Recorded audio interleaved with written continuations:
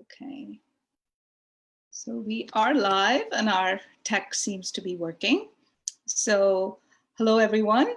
I have with me our really fabulous 3 of our mentors for YSCG Games for Seva. And let me introduce to you from the top, SanjnaHarithaPreesha, at the bottom, Preesha Modi, and then Haritha Lakshmanan. And the where I want to start off is a little bit of history. These 3 wonderful mentors are part of a pool of 11 mentors who've been with YSCG Games for Seva for over 5 years, working with over 30 published games. And this summer, we have a capstone project, which was born because of the COVID lockdown. We thought, why not do a virtual game design camp? And let's have our amazing seniors, the class of 2021, mentor these games. And the game is a travel game from Delhi to Jaipur. And so here we are with 5 teams and 11 mentors, and 3 of them are here with me today to talk about really lessons in mentoring. This was again born because we noticed that mentoring is a fine art by itself, and each of our members bring a unique perspective in this extremely strange world of virtual camp. So I want to really start off with the first question and ask Sanjna, Kadia here, to comment on what has virtual coaching, mentoring been like? What are some of the challenges and what have been some of the joys? So hi everyone, like what the auntie said, I'm Sanjna, and I'm so glad I've gotten this opportunity to do this virtual game design camp through Games for Seva. Virtual coaching has honestly been very gratifying and also a little bit struggling at some times, but I think it has been a really incredible experience, and we could only do this because of COVID. So some of the things that were a little difficult, we're trying to engage the students online as we can't really talk to them personally. It's a little bit difficult to get them involved in conversations, but to fix that problem, kind of my team, we were playing little games like creating acronyms or playing 20 questions. And those little things kind of got us more info about the kids, and we found areas that we could connect with them on. And it didn't matter that we didn't actually see them, we could just connect with them even though there was this virtual barrier. But it has been a really joyful experience. And when we kind of let the reins a little bit loose and see what the kids have to say virtually, and they have so many ideas and so many thoughts, and sometimes it's kind of intimidating to ask people in person, but with the chat feature and with just virtually raising your hand and things like that, it's a little easier and they get their thoughts across. So it's been a really interesting experience.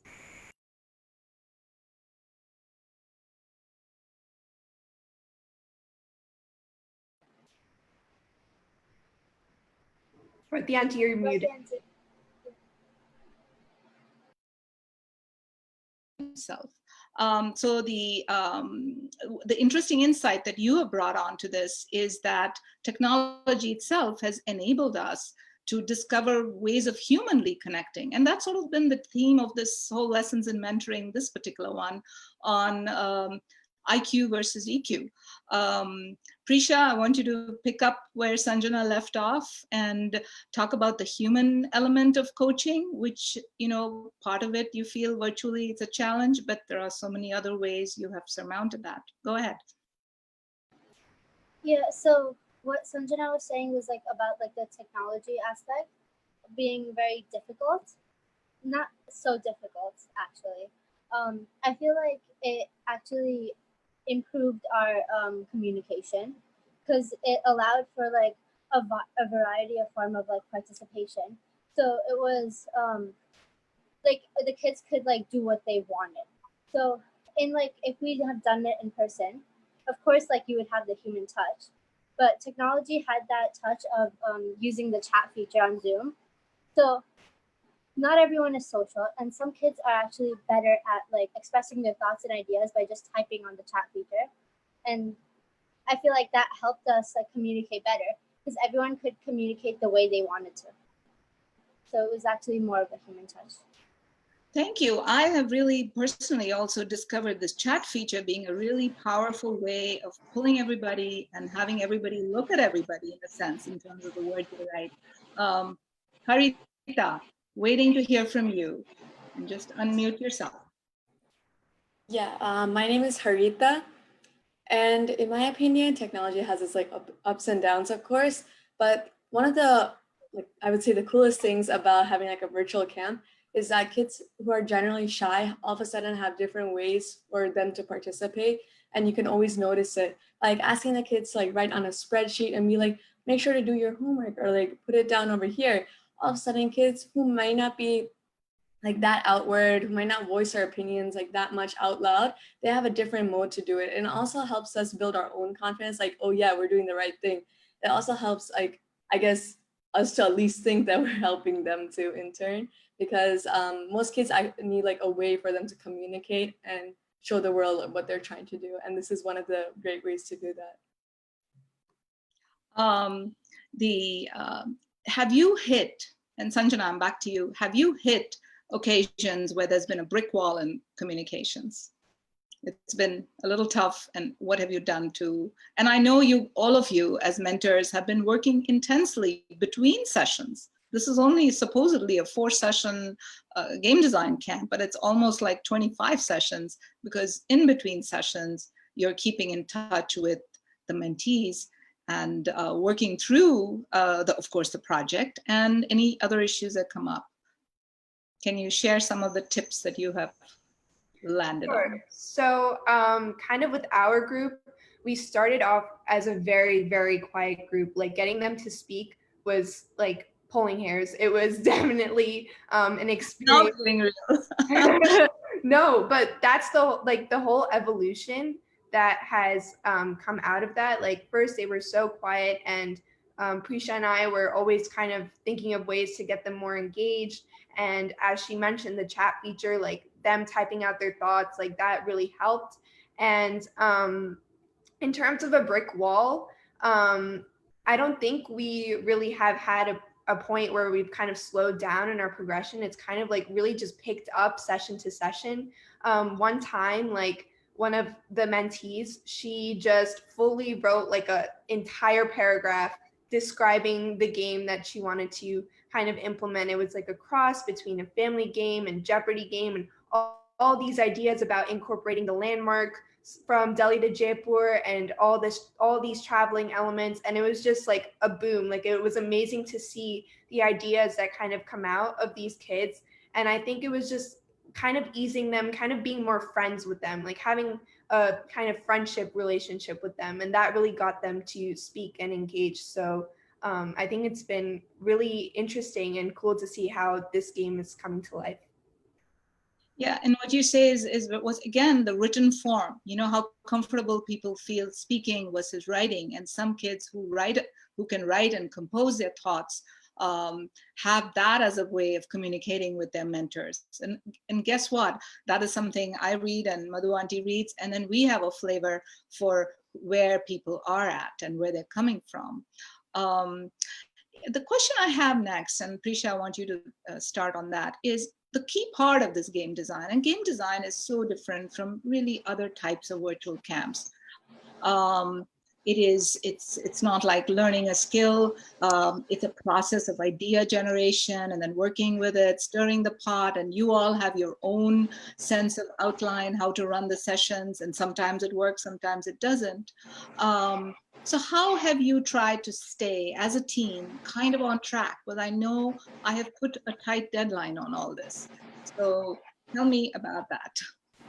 So for me, keeping a team on track wasn't too difficult because my team is very highly motivated. I am very thankful to have such a excited team to work. But I feel like planning out like what we're gonna do for the day really helped, and sharing your goals with the team. Like let them know what your expectations are. And for sure, me and Sanjna have found they have definitely exceeded our expectations by a lot. Like just on the second week of homework, like we like two of our participants, we like asked them to like come up with like game design elements to include in their game, and they showed up with like a whole like game board and like a rule, like a list of rules, and they Wow. have like completely exceeded our expectations. Amazing. Haritha, can you comment on this staying on track for your team and all the issues and successes, you know? For me, it was like a bit of a process. In the beginning, I didn't rely on like a schedule a lot. I was just like, oh, how hard could it be to like follow an outline? It was hard. Yeah, because like in the beginning, I was like 5 minutes for this, and I was like trying to stay on track, and I realized that you get caught up in so many things. You like try to have like a small talk with them to like get them going, and you're like, wait, 15 minutes have passed. What am I doing here? So it's like I found that later it was important to like start prioritizing some things while also having a great relationship with them between the mentors and mentees. And also I realized that the key to like a great relationship between the mentors and the mentees is to like both meet at like a common point. And by finding that common point and experimenting with multiple different things, I would say that so far, like we're able to keep on track because we can use that relationship and we can all benefit from it. And we all know what our end goal is by like stating what it is from the beginning. So that's the thing with having outlines and time limits. And, you know, when I first sort of, designed that, I had a sense for a few things. But here's the thing with design, if you don't have some boundary conditions, you can like one topic, you can just spend a whole session on it, right? And not realizing that in the overall perspective of the design, that this is just one part of it. And this is really life in all the work that you all do as you design your life. There are all these tangents and all these pieces that are just farming out. And how do you prioritize? So it's sort of a bit of life itself that is happening as you develop yourself as mentors. The piece that I want to ask you is what happened between the sessions. You know, there are a lot of things that happen between the sessions, and I'm back to you, Sanjna, is in terms of course, the virtual coaching and the design part. What else happened between sessions? So in between sessions is kind of when they did their like homework for the camp. So I definitely don't want to quote it as homework because it is fun overall, and it definitely play work. yes, play work. That's I think a great term. But yeah, so they have worked on research. They have worked on game design elements. They have worked on, as Preesha stated before, like they've made a board, like a designed full game board, game rules. They have connected with us, and we've kind of set some kind of guidelines, boundary, just reminders saying that please try to make sure you have this done by the next time we meet. And overall, our team has been very on top of their work, and every session it's really great because we can just pick up and work, and just there's no time for lagging or kind of catching up, and we can really just go full speed ahead. But yeah, and in terms also in between sessions is when also the kids work together. So we have split our group kind of into two groups, and two people work on certain elements of the game, and then another two people work on other elements of the game. So that collaboration element is also very prevalent in between sessions. Preesha, you want to add to that? Yeah. So as Sanjna said, like they were very excited to work like in between sessions. And I think what really helped in that was that on the first session, we kind of let them choose which aspects of the game that they want to work on. And I feel like that's much better than forcing them to work on like a part of the game that they don't want to. So they could like explore their strengths and like do what they're most comfortable with. And that really helped with the productivity of my team. Haritha, what about you guys? Yeah, for our team, we took like a similar aspect to like Sanjna and Preesha, but we had like a slight twist to it. In the beginning, we found out that there were like different types of like kids in our group. So we kind of like I would say we almost classified them. We were like, oh, she's like a little more quiet one. Oh, she's like a little more loud one. By doing that, we realized who we should encourage and who maybe we should like let their voices be like heard a little bit more. By doing that, I would say that we almost naturally formed two groups because they were just like two kids who had like a common interest in one thing and two kids had another common interest in another thing. So in between sessions, we had like the kids collaborate with each other in between groups also, because like I would say we almost think that playing to your strengths is like a really important thing, but also being getting comfortable with being uncomfortable is one of the most important things to learn in life. So even though your specialty might not be to draw or do something like that, you might as well like, you know, get a little bit of everything in it and learn to communicate with others who maybe you're not too comfortable with talking with, because that's life at the end of the day. I love that line of yours, Haritha, being comfortable with being uncomfortable. And that's what all of this this project actually has been about. You've all partnered with people, not necessarily people you've worked with before in this mentoring journey. And we have never done this before, some parts of it. And when I asked you to come on this live forum, some of you have not done that before. So it's good to get comfortable with being uncomfortable. I truly love that line. The piece, as we wind down our short conversation, and our theme has been EQ versus IQ. But my question to you is this: game design, you've been there for so many years with us, with our team. It's very different from learning facts or learning, some certain subject matters. It is managing ideas, and not all ideas are equal. And in game design, let's face it, the tendency would be to go for the best idea from wherever it came. And as mentors where that best idea is coming from. Oh, that sounds good. And then you have to manage the emotional component, because people love their own ideas, right?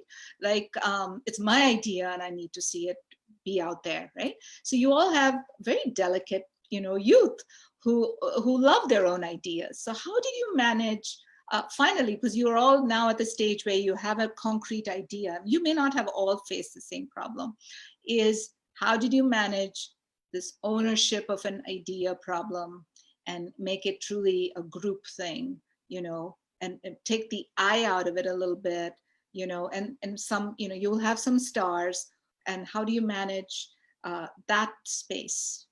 So Sanjna, can you comment on it? Sure. I really think it's all about collaboration and compromise.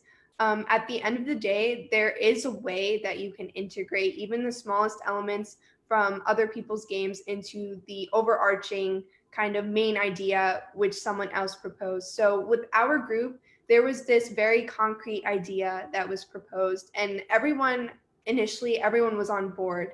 But as we went on, everyone had their little elements. The rest of the mentees, they had their little quirks and elements that they wanted to integrate into the main idea.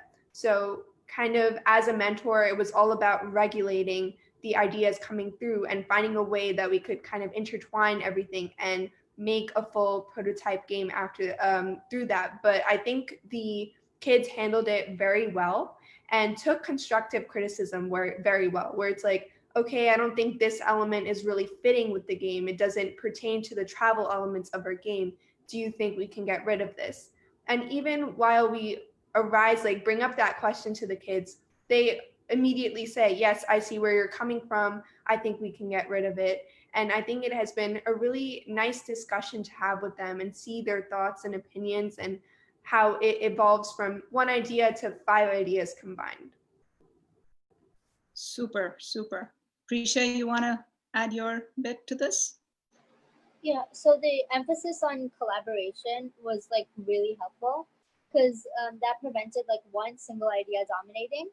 And what really helped in the beginning was when we laid out, like we asked everyone what's their favorite game and what elements of games that we could add to our own game, because the best ideas are a combination of many different ideas.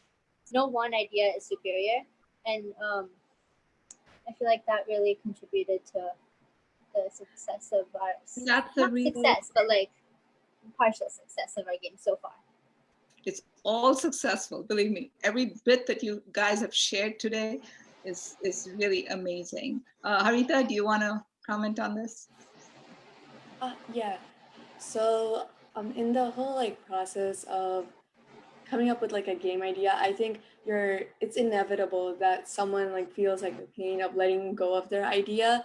But I think like personally that teaching the like 7th and 8th graders to deal and cope with that is like really important, because again, it's bound to happen in the future. So if you can get over it at a young age, then you're like almost destined for success in life also, because sometimes there's instances of other people taking your ideas even in the real world. So you never know what's going to happen. So you always got to have like, I guess, your game face on and get ready for anything. So I think in the process of telling kids like, oh, maybe this idea isn't the most great, my team, like specifically, we started including a lot of anonymous voting, like where you would text one of the mentors directly on Zoom and be like, I think this idea is better. Because rather than having everyone voice their opinions in total, everyone tends to have bias because of what the first person says. Like if I say I want blue, then chances are like someone else is going to say blue just because I said it. So in order to prevent that type of bias and like to make sure that all the voting was like done properly, we made sure to do it privately. I think that made the kids think like in a positive way, because we didn't want anyone thinking that we were biased against them, because everyone's ideas are like beautiful in their own way.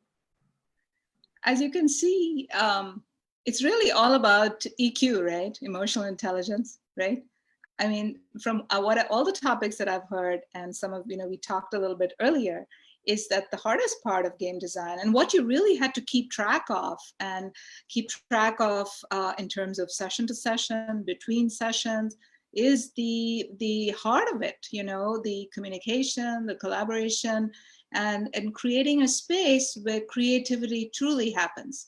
If you have a team of 5 kids and 3 of them are disgruntled or feel that their ideas are like not important, then you don't have anything, right? So you've got to sort of set the bed. It's like gardening, right? You got to prepare it, and then it just blooms. And I think, to be honest, we're only 2 sessions in. I see such blossoming and blooming. I'm just super thrilled. And I know it's because there's a lot going on behind. And I also know that there is a lot that you partners, each of you has a mentoring partner, that there's a tight bond happening as we speak. I want to end with one last thing. And we'll start with you, Preesha, is you have probably, all 3 of you, I think, have not done something like this before. So what would be the takeaway for you personally in your journey? What would be your takeaway? Just something, that you can say, this is where I'm growing. Because by now you have a sense for that. So this was actually a very unique experience that I have not like had something like this before. But I feel like this experience was kind of crazy, because I was like mentoring, like I was like in charge of people who are like the age of like my sibling and many other of the other mentor siblings. So that was a little unnerving. That try to be not like a big sister. But this experience really, really improved my confidence, and like that I can mentor like a group of people. Like I didn't think I could, but yeah. Oh, I knew you could. It's there in all of you, because it's a matter of where you've come from. But sometimes that's what we lack, that sense of confidence. And here's the thing about confidence: if you keep telling yourself, "Oh, I will be confident," it won't work. But when you actually do the work, and then you realize you can do it, that's where confidence comes. So Haritha, let's go to you next. I'd like you to share a takeaway. Yeah, for me, like as like a kid, I guess, I used to, talk a lot of high level things when I was like explaining something to my parents. Let's say I used to like use terminology because I wanted to be like, I guess cool. I wanted to be like, I know such fancy vocabulary. Like I was presenting like a science presentation, I would be like, oh, this enzyme, and like no one knew what that meant. And I thought like that was just showing how smart I was. Like I didn't realize that the more I broke it down, the more I was connecting with my audience. And do this camp, I think that's the biggest takeaway I had. For me, I remember in the beginning explaining the game mechanics of the game and turning to look at the screen and just seeing blank faces, like no one knew what was happening. And then I was like, wait a second, this isn't the right approach.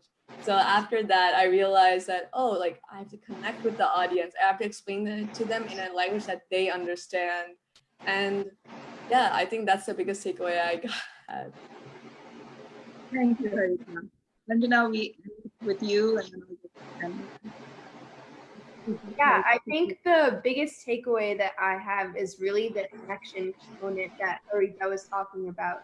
I think a huge part of this camp is the personal growth part of this camp. So being someone that is going to view their personal growth throughout the camp, starting maybe like looking at someone who was a very quiet individual and seeing them kind of grow into a more confident individual, willing to share their thoughts and ideas, kind of related back to me also, like when I was a little younger, kind of in middle school as well. I was a little more quiet.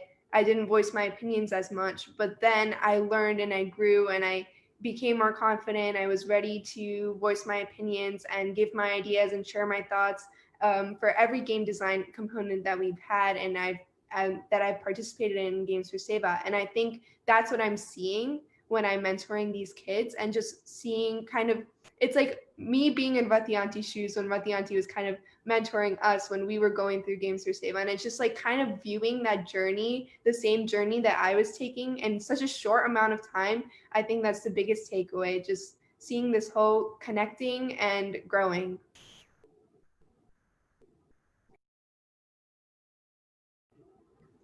each of you has really encapsulated the mentoring process. And it is truly a process. And the reason it feels intense is because it was intense. We were in extraordinary times. I ideally wanted to have multiple meetings, physical meetings. What's that, by the way? With my wonderful mentors to humanly connect and explain some of the things that are important and some are not important, and just outline everything physical. We didn't have that opportunity. We had a couple of Zoom sessions and a couple of documents, and then we just threw everybody into the pot. And I did trust Bhagwan, actually. I talked to him personally and said, please help these mentors. But with that, I really am so happy with your development, and I have so much to learn from you all, really. I'm going to go back, listen to the tapes, and I'm going to make my notes and improve myself. That's what I plan to do. So thank you, ladies. We will end our live stream right now. So goodbye, everyone. I hope you enjoyed our session. Please do take time to comment on the chat. We would love to hear from you all.